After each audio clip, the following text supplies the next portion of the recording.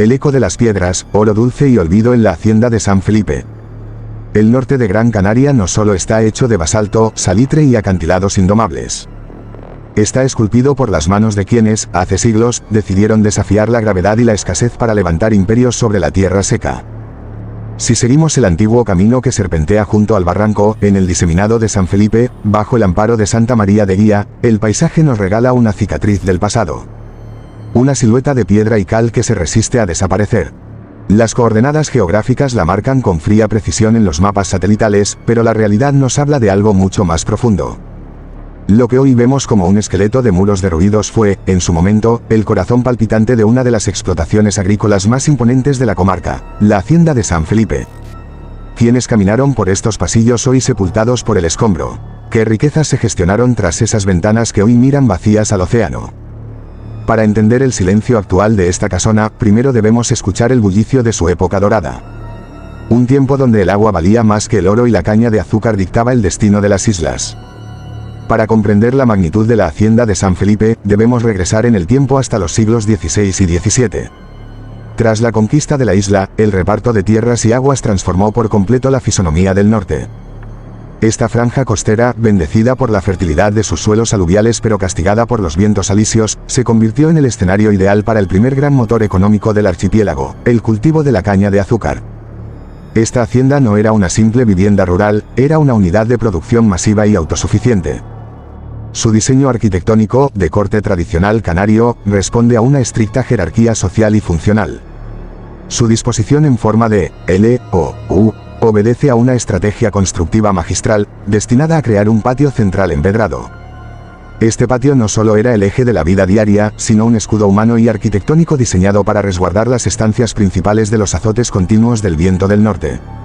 En la planta alta, con las mejores vistas al mar y a las tierras de cultivo, se ubicaban las dependencias de los señores de la tierra, los terratenientes o los administradores de las grandes heredades. Suelos de madera de tí, techumbres de artesonado mudéjar y grandes ventanales comunicaban el estatus de una clase social que controlaba el destino de la comarca.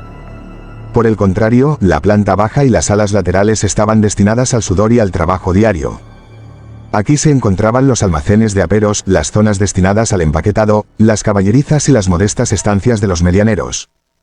Los medianeros eran las manos y el alma de la hacienda, hombres y mujeres que trabajaban la tierra a cambio de una parte de la cosecha, viviendo bajo la constante presión de producir más para mantener la rentabilidad de la propiedad.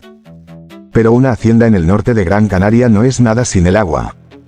El agua aquí es la sangre que daba vida al basalto. La hacienda de San Felipe no se entiende sin la compleja ingeniería hidráulica que la rodea. Si afinamos la mirada entre las terrazas y bancales que escalonan el terreno hacia el mar, descubriremos los restos de una intrincada red de acequias, acueductos y estanques de piedra tallada que asombran por su precisión. Cada gota de agua que descendía de las cumbres a través de las heredades de Guía y Gáldar era medida al milímetro en las famosas cantoneras, esos repartidores de piedra que dividían el caudal en azadas y horas de agua. Quien poseía el agua, poseía la riqueza. Y la hacienda de San Felipe gozaba de una posición privilegiada para captar y almacenar estos recursos, permitiendo que la aridez de la costa se transformara en un vergel verde y denso. Con el declive del comercio azucarero debido a la competencia americana, la hacienda no murió, simplemente se adaptó. Los campos cambiaron el tono verde pálido de la caña por el verde intenso de las plantaciones de plátanos y los cultivos de exportación que marcaron los siglos XIX y XX. La casona continuó siendo el gigante vigía de la costa, un símbolo del poder agrícola que definía la identidad del norte de la isla. Generaciones enteras de familias de Guía ligaron sus vidas, sus nacimientos, sus esfuerzos y sus lutos a los muros de esta propiedad. Sin embargo, el tiempo es un devorador implacable. Con la llegada de la modernización, los cambios en las rutas comerciales y la reestructuración de la propiedad de la tierra en la última mitad del siglo XX, el latido de la hacienda de San Felipe comenzó a ralentizarse. Los señores se marcharon a las ciudades, los medianeros buscaron el sustento en el naciente sector servicios o en la capital. Las puertas de madera pesada se cerraron por última vez y el silencio se apoderó de sus salones. Hoy, lo que nos queda es la sobrecogedora belleza de la ruina consolidada. Al acercarnos a sus estructuras, apreciamos la crudeza de la mampostería al desnudo. Los muros exteriores, construidos con piedra volcánica local y mortero de cal, se mantienen firmes, desafiando la gravedad como si se negaran a aceptar su final. Son testigos mudos de una época donde las cosas se construían para durar eternamente. Pero el interior nos cuenta una historia de extrema vulnerabilidad. Las icónicas cubiertas a 2 y 4 aguas que alguna vez exhibieron orgullosas sus tejas canarias tejidas a mano, han colapsado en gran parte. Al mirar hacia el cielo desde lo que alguna vez fue un dormitorio o un salón señorial, ya no hay tecos, solo queda el azul intenso del cielo canario o el gris denso de las nubes de evolución que bajan de las medianías. Las vigas de ti, esa madera noble del pino canario resinosa y casi incorruptible, yacen rotas entre el escombro, vencidas no por la calidad de su material, sino por el peso del olvido y la falta de mantenimiento.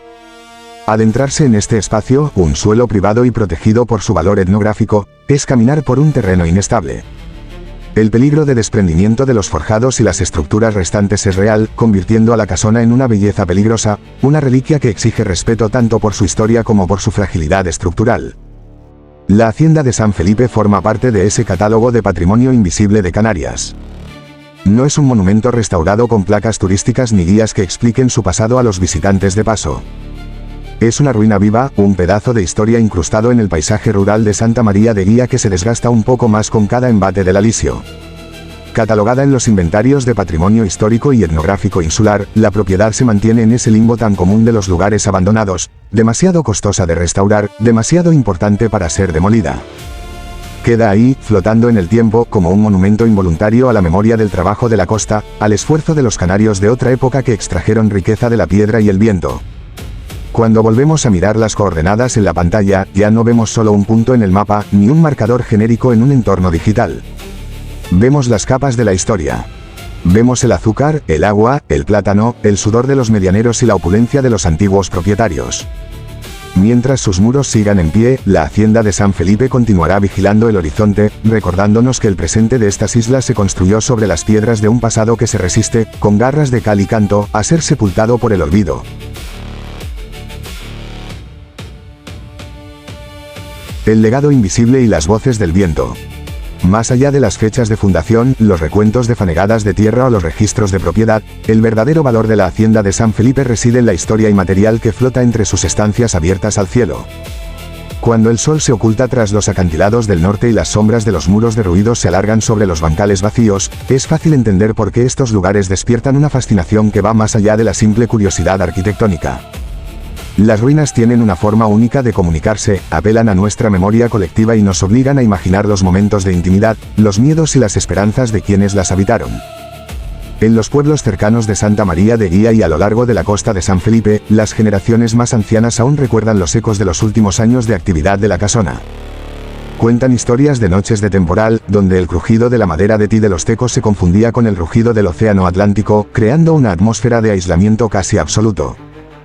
Para los niños de mediados del siglo pasado, la hacienda era un gigante imponente, un lugar de respeto reverencial donde los capataces imponían una disciplina férrea para cumplir con las cuotas de empaquetado de fruta antes de que los camiones partieran hacia los puertos de la isla.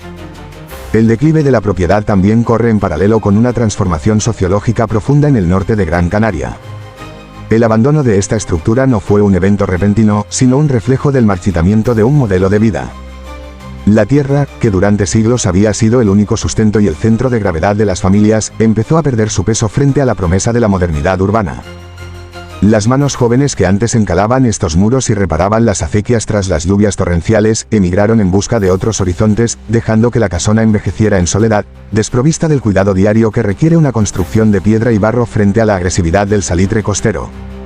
Hoy en día, contemplar la silueta de la hacienda de San Felipe es asistir a un proceso de absorción por parte de la propia naturaleza.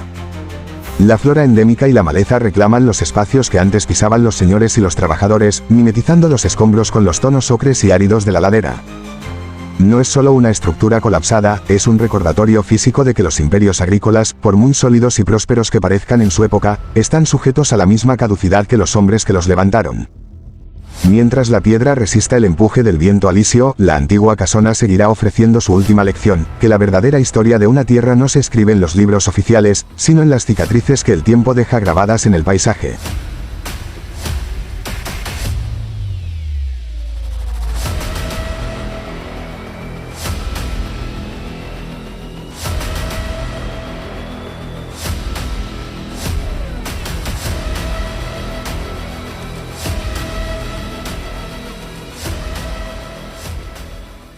Y mi padre, Urbex SG Dron Canarias. Vamos a grabar esta casa que tenemos por aquí. Vamos a meter el dron dentro. Vamos a empezar a grabarlo ahora con el dron.